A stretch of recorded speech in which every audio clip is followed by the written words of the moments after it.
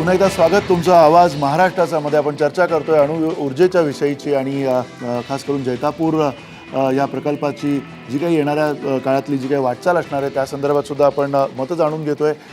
पुन्हा एकदा या चर्चेला सुरुवात करताना चंद्रशेखर नेने तुम्हाला प्रश्न विचारायचा आहे की एकीकडे आपल्याला सगळी माहिती सांगितली जाते 104 अणुऊर्जा प्रकल्प खास अमेरिकेमध्ये आहेत। आपण म्हणतो की आपण तुलना करायला नको, पण आपली सगळी वाटचाल जी आहे ती अमेरिकेच्या किंवा अमेरिकेचं जे विकासाचं मॉडेल आहे त्याकडे चालले हे तर कोणाला दुमत असण्याचं काही कारण नाही आहे। अशा वेळेला चीनची जी काही क्षमता वाढलेली आहे, चीननी सुद्धा अलीकडच्या काळामध्ये त्यांचा जरी कोळशावरती खूप मोठा भर असला तरी सुद्धा अणुऊर्जेवरती सुद्धा त्यांचा भर आहे। एकूण तुलनात्मक जर का अभ्यास केला तर जर्मनीनी नेमकं जे काय 2022 पर्यंत कमी करायचं म्हटलंय अणुऊर्जेचा जो काही आतापर्यंतचा त्यांचे जे प्रकल्प आहेत नेमकं त्यामागे काय कारण असावं? कारण जर्मनीसारखा एखादा इतका देश की ज्यांनी यापूर्वी सुद्धा उदाहरण घालून दिलेलं आहे, विकासाचं जे काही मॉडेल आहे, उत्पादनाचं जे काही मॉडेल आहे, हे सगळ्या याच्यामध्ये जर्मनीनी आपल्याला काही पथदर्शी अशा गोष्टी करून दाखवलेल्या आहेत आत्तापर्यंत, पण त्यांनी मग हे अशा प्रकारचं धोरण का अवलंबलं?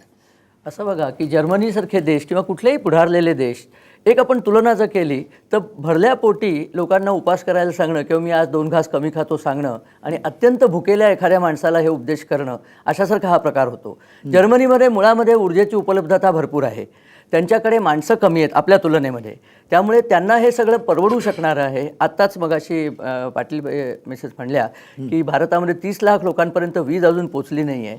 त्यांना आपण जर्मनीचं मॉडेल सांगून आपण सांगितलं की आम्ही अणुऊर्जेचं पण कमी करतो, आम्ही कोळशाचं पण कमी करतो, आपण सगळे आता मला वाटतं सोलर एनर्जी येईल किंवा उन्हामध्येच कपडे वाळवायला लागू, इतका तो बालिश प्रकारचा एक होतो। मगाशी फातर्फे सरांनी काही मुद्दे मांडले, त्यातल्या 1-2 मुद्द्यांचं मला त्यांना सांगायचं होतं की स्थापित क्षमता आपली खूप कमी आहे किंवा आपली खूप कमी ग्रोथ झाली, याची 2 कारणं आहेत।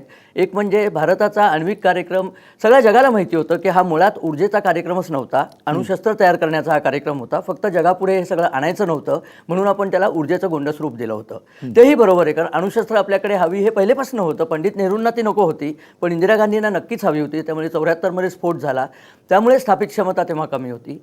दुसरं म्हणजे आपल्याकडे टेक्नॉलॉजी तेव्हा नव्हती, आपली अप्सरा अणुभट्टी जिला आता 50 वर्ष झाली ती सुद्धा आपण कॅनडातनं आणलेली, आपल्याकडे ती नव्हती, त्यामुळे एक ग्रोथ कमी झाली।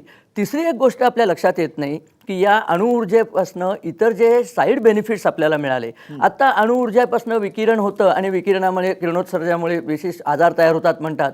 आज भारतातल्या अक्षरशः लक्षावधी कॅन्सर रुग्णांना अणुऊर्जेतनं तयार झालेल्या आयसोटोप्सनीच संजीवनी मिळते, कारण रेडिओ ॲक्टिव्ह कोबाल्ट आणि इतर जे काही आहेत रेडिओ ॲक्टिव्ह एलिमेंट्स त्याची इंजेक्शन देऊन ते बरे होतात। हा एक अणुऊर्जेचा डायरेक्ट बेनिफिट आपल्याला झाला। त्याबरोबरीने आता जेव्हा लक्षात आलं की आपल्याकडे जे ऊर्जेचे सोर्सेस आहेत ते सध्याचे सोर्सेस अजिबात पुरेसे नाही आहेत आणि दुर्दैवाने भारताच्या लोकसंख्येवरती अजूनपर्यंत कुठल्याही तऱ्हेचा लगाम नसल्यामुळे ती प्रचंड प्रमाणावर वाढती आहे। भारतातल्या लोकांच्या ॲस्पिरेशन्स त्याहून दुप्पट प्रमाणाने वाढत आहेत। या ॲस्पिरेशन्स पूर्ण करायच्या असल्या, या आशा आकांक्षा पूर्ण करायच्या असल्या तर त्यांना शक्ती म्हणजे एनर्जी ही लागणार आहे आणि ऊर्जा देण्याकरता मगाशी दामले म्हणले त्याप्रमाणे जी साधनं मिळतील ती सगळी साधनं आपल्याला आणायला लागतील। आजच्या घडीला आपल्याकडे अणुऊर्जेचं साधन ओपन झालेलं आहे, कारण परदेशांनी आपल्याला न्यूक्लिअर फ्युएल द्यायचं मान्य केलेलं आहे, तेव्हा आपण ते फ्युएल वापरून शक्य तितकी ऊर्जा निर्माण करायलाच हवी। त्यामध्ये काही वादाचा माझ्या मते मुद्दा असू नये आणि हा वादाचा मुद्दा तुम्ही त्या 30 लाख लोकांपुढे नेलात तर माझ्या मते एकमुखाने ते म्हणतील की तुम्ही काय वाटेल ते करा पण आम्हाला वीज द्या। एक छोटासा मुद्दा मांडायचा होता की सरांनी एक 300-400 अपघात झाले असं सांगितलं, या प्रकारची स्टेटमेंटची थोडीशी भीती निर्माण करण्याखेरीज दुसरं काही होत नाही। सरांनी एक रेडॉन वायूचं उदाहरण आपल्या पुढे टाकलं, माझ्या माहितीप्रमाणे रेडॉन हा निष्क्रिय वायू आहे, त्यांनी काहीही म्हणजे काहीही होत नाही। निऑन झेनॉन या सिरीजमधला रेडॉन हा एक वायू आहे, त्यांनी कुठल्याही तऱ्हेचा डॅमेज, कारण तो निष्क्रियच आहे, त्यांनी कुठल्याही तऱ्हेची केमिकल रिॲक्शन सुद्धा होत नाही। तर अशा प्रकारची माहिती टाकून एक प्रकारचं घाबरवण्याचं ते फारसं माझ्या मते उपयुक्त नाही। तिसरी गोष्ट चेर्नोबिलबद्दल मला मुद्दाम सांगायचं आहे। चेर्नोबिलचा अपघात होण्याआधी अनेक वर्ष ती अणुभट्टी कार्यरत होती, त्या अणुभट्टीतनं वीज निर्माण होत होती। रशियासारख्या, आणि मी मुद्दाम म्हणतोय की रशियासारख्या बहुतांश ठिकाणी मागास असलेल्या राष्ट्रामध्ये सुद्धा अनेक लोकांच्या घरी विजेनी दीप उजळले ते त्या चेर्नोबिलनेच उजळले। एक ॲक्सिडेंट झाला, मी काही चेर्नोबिल ॲक्सिडेंटचं समर्थन म्हणजे कोणीच शहाणा माणूस त्याचं समर्थन करणार नाही, पण वर्षानुवर्ष ज्या भट्टीने तुमच्या इथे वीज दिली आणि जी वीज तुमच्याकडे नव्हती जर असती तर ती भट्टी बांधलीच नसती। कुठला शहाणा माणूस दुसरी वीज असताना जाऊन अणुभट्टी बांधेल? अशी कोणाची इच्छा नाही आहे की अणुभट्टी येऊनच वीज आली पाहिजे मग धोका झाला तरी 72, असं होत नाही। आणि राज्यकर्त्यांना विशेष करून हा विचार करायलाच लागतो की एवढे जर आपले लोक विजेविना तडफडतायत, आणि तडफडतायत हा योग्य शब्द आहे, कारण आज महाराष्ट्रामध्ये मुंबई, पुणे आणि थोडासा ठाण्याचा भाग सोडला तर इतर ठिकाणी आपण जाऊन पहा, लोड शेडिंग झालं की माणसं अक्षरशः माशासारखी तडफडतात. त्यांना आपण असंच तडफडत ठेवायचं आणि त्यांना जर आपण असे ज्याला म्हणतात की सुविचार ऐकवत राहिलो की पहा तुमच्याच सुखाकरता आम्ही अणुभट्टी आणत नाही आहे, तुमच्या सुखाकरता आम्ही फक्त आता सूर्याची जी एनर्जी येईल त्याची वाट पाहणार आहे, तेव्हा सगळेजण सूर्याकडे नमस्कार करा रोज आणि वाट बघा, एनर्जी येईल तेव्हा येईल, तोपर्यंत आपण काहीतरी दुसरा मार्ग काढू.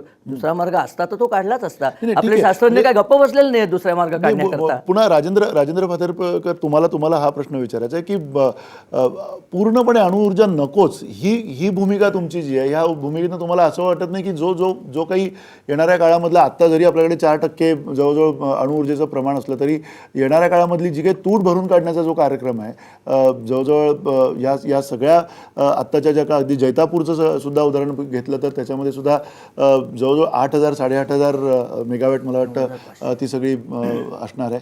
तुम्हाला असं वाटत नाही की ही तूट जी आहे ती केवळ आणि केवळ अणुऊर्जाच पटकन भरून काढू शकते? याबद्दल मी पहिलं एक स्पष्टीकरण देऊ इच्छितो. मी रेडिओ ॲक्टिव्ह रेडॉन म्हणालो. प्रत्येक मूलद्रव्याची समस्थानिकं असतात आणि भट्टीमध्ये जे गॅसेस तयार होतात ते समस्थानिक गॅसेस असतात, म्हणून रेडिओ ॲक्टिव्ह बोललो. रेडिओ ॲक्टिव्ह गॅसेसमधला तो एक आहे आणि समस्थानिक भट्टीत तयार झाला. कारण अणुभट्टीमध्ये अशी समस्थानिकं तयार होतात जी कधीही पृथ्वीवर नव्हती. त्यात प्लुटोनियम पण आहे आणि अत्यंत टॉक्सिक आहे. एक nano particle of plutonium can cause you lung cancer if get lodge in your lungs. तर मला दुसऱ्या गोष्टीकडे काय यायचं आहे, म्हणजे हे मी स्पष्ट करू इच्छितो. दुसरी गोष्ट मला ही सांगायची आहे की खर्चाबद्दल, की सोलार महाग आहे म्हणून. आताचे मी तुम्हाला कॅपिटल कॉस्ट, जे भांडवली खर्चाचे काही आकडे देतो तुम्हाला मी कंपेरेबल. आज तुम्हाला solar plant, PV photovoltaic solar plant हा 6 ते 7 कोटी पर मेगावॅटमध्ये लावता येतो आणि ते लागतायत जागोजागी. गुजरातमध्ये लागतायत, जागोजागी लागतायत. अमेरिकेमध्ये तर ग्रीड बेस्ड प्लांट म्हणजे 1000 मेगावॅटचे ॲरेज, PV ॲरेज लागलेले आहेत. ते कॅलिफोर्नियाचे जे गव्हर्नर होते त्यांनी तर तो पणच केला होता की कॅलिफोर्निया सोलार बेस हे करून टाकू म्हणून. त्यामुळे हे साफ चुकीचं आहे की सोलार महाग आहे. सोलारची प्रेझेंट कॉस्ट ही आहे. आणि न्यूक्लिअरमध्ये आपण बघायला गेलो तर जैतापूरमध्ये जो EPR युरोपियन प्रेशराइज रिएक्टर आणतायत त्या प्रकारचा रिएक्टर आजपर्यंत कुठेही कमिशन झालेलं नाही. अंडर कन्स्ट्रक्शन फिनलँडमध्ये ऑक्लुविटोला चालू आहे. 2004 पासून कन्स्ट्रक्शन चालू आहे. त्याच्यामध्ये 3 वेळा टाइम डिले झाले, अजूनही पूर्ण झालेलं नाही. ओरिजिनल कॉस्ट काहीतरी 4.4 बिलियन युरोज होती, ती आता 8.8 बिलियन युरोज आहे. त्याचा जर तुम्ही कंपेरेबल रुपीज कॉस्ट काढली तर 40 कोटी पर मेगावॅट ही त्याची कॉस्ट आहे. म्हणजे जैतापूरमध्ये जे 1650 मेगावॅटच्या 6 भट्ट्या लागणार आहेत, म्हणजे जवळजवळ 9,990 10,000 मेगावॅट, त्याला त्या आजच्या कॉस्टने जर गुणलं तर 4 लाख कोटी रुपये होतात. भारत सरकारचा त्यांच्याबरोबर हे चालू होता की ते कमी करा, कॉस्ट कमी करा, म्हणजे सेफ्टी त्यातल्या सिस्टम्स कमी करा. ते 30वर आणा, ते 30पर्यंत यायला तयार होते, ते 13पर्यंत आणायला त्यांना सांगतात. म्हणजे दाखवता यावं कम्पेरेबल आहे. म्हणजे जेवढ्या प्रमाणात ते कॉस्ट कमी केली जाईल तेवढ्या प्रमाणात सेफ्टीवर कॉम्प्रोमाइज केली जाईल. त्यामुळे हे अत्यंत निखालस खोटं विधान आहे की अणुऊर्जाच्या समोर सोलार महाग आहे. सोलार ही अत्यंत स्वस्त होत जाणारी वीज आहे. आता प्रेझेंट कॉस्ट ही आहे. आणि अमेरिकेचा स्वतःचा प्रोग्राम हा आहे, अमेरिकन एनर्जी डिपार्टमेंटचा, की 2030 पर्यंत त्यांना जवळजवळ 20% सोलार त्यांचं हे न्यायचं आहे, प्रमाण न्यायचं आहे. आणि 2050 पर्यंत ते 50% सोलार करणार आहेत. तर जगभर ज्यावेळी ह्या गोष्टी चालू आहेत त्यावेळी अणुऊर्जेचा आग्रह कोणत्या अज्ञानापोटी आणि कोणत्या हितसंबंधापोटी धरला जातोय हा एक विषय. दुसरा विषय न्यूक्लिअर वेस्टचा. 1960 पासून जगभर अणुकार्यक्रम चालू झाले, त्याचवेळी भारताचा पण चालू झाला. आजपर्यंत जागोजागी जवळजवळ 4 लाख मेट्रिक टन एवढी न्यूक्लिअर वेस्ट तयार झालंय. त्याचं प्रमाण तुम्हाला सांगतो, 1000 मेगावॅटच्या भट्टीमध्ये जवळजवळ 25 ते 27 मेट्रिक टन इतकी न्यूक्लिअर वेस्ट दर 1.5 वर्षांनी तयार होते. त्यामुळे त्यामुळे जैतापूरमध्ये 10,000 मेगावॅटचा जो प्लांट आहे त्याच्यामध्ये जवळजवळ 250 ते 300 मेट्रिक टन एवढी वेस्ट ज्यावेळी तो पूर्ण होईल त्यावेळी तयार होईल. आता सध्या जगभर जे काही प्लांट्स आहेत त्या जवळजवळ काय 300-350 प्लांट असतील, त्या सगळ्या 400 प्लांट, त्या प्लांटच्या बाजूलाच ही वेस्ट ही करून ठेवली जाते, स्टोअर करून ठेवली जाते. फुकुशिमामध्ये जे झालं ते काय झालं तर तिकडे जी स्टोअर केलेली वेस्ट होते त्यातून डिके होत राहतो, रेडिओ ॲक्टिव्ह डिके होत, त्यातून हीट तयार होते.